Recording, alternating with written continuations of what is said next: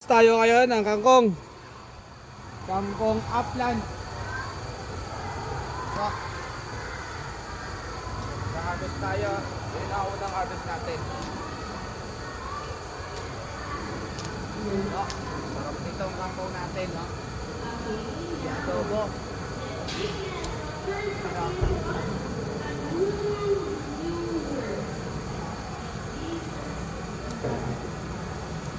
Pa.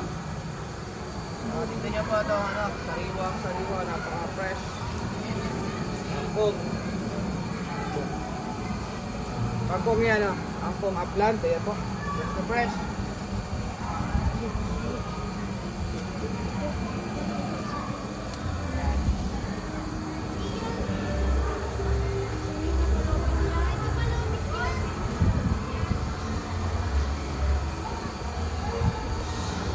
Ito po ang ating hinarvest kangkong. Yan po.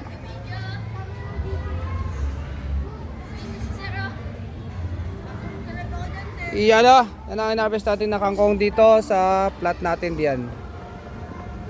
So, yung iba na naman sa ibang araw naman pag ulit. So yan yung ating fresh na harvest sa gulayan.